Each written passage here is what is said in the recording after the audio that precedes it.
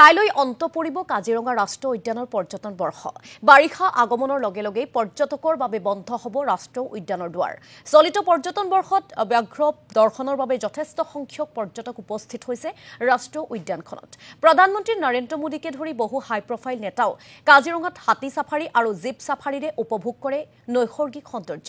ইফালে 3 বছৰ পূৰ্বে বন বিভাগে উদ্ধাৰ কৰা বনৰীয়া মহ পোৱালিটো মুকলি কৰি দিয়া হয় বুঢ়া চাপৰি বনাঞ্চলত 2020 চনৰ জানুৱাৰী মাহত উদ্ধাৰ হৈছিল মাতৃহাৰা পোৱালিটো কাজিৰঙা বন্যপ্ৰাণী উদ্ধাৰ আৰু পুনৰ সংস্থাপন কেন্দ্ৰত পৰিচৰ্যা কৰাৰ পিছতে মুকলি কৰি দিয়া হয় বনাঞ্চলত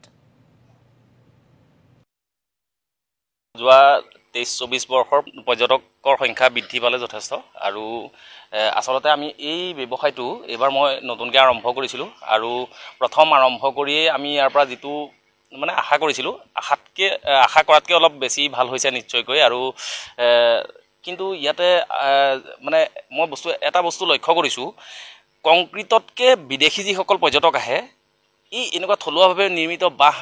খেৰৰে যিবিলাক নিৰ্মিত মানে অতিথিশালা এইবিলাক বেছি পচন্দ কৰে ইয়াতে প্ৰথম পচন্দটো কিন্তু এইটো কাৰণে ইয়াতে বেছি কৰে মোৰ হোটেল ডাফলাঙত যে ইয়াতে বাঁহ বেতৰ যিটো মানে ব্যৱহাৰ কৰি পেলাই যিখিনি ঘৰ বনোৱা হৈছে সেই ঘৰখিনি থাকিবলৈ আচলতে খুব ঠাণ্ডা হয় আৰু ইয়াত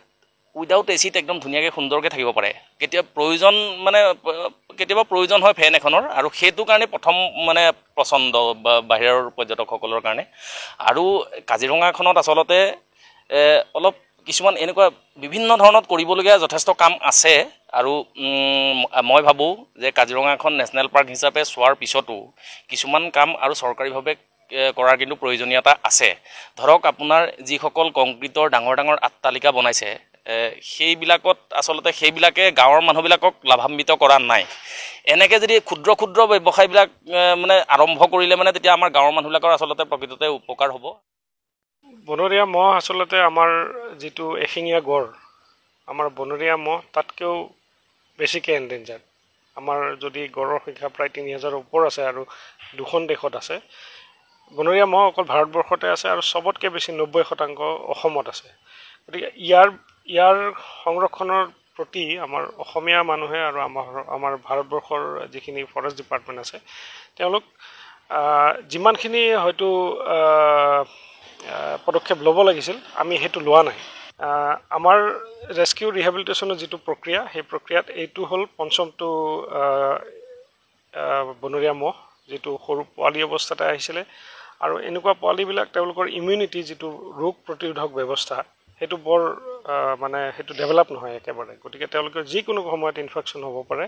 গতিকে তেওঁলোকক ডাঙৰ কৰোঁতে যথেষ্ট কষ্ট আৰু যথেষ্ট মানে আমাৰ কিপাৰসকলৰ বিশেষকৈ তেওঁলোকৰ সাধনাৰ ওপৰতে নিৰ্ভৰ কৰে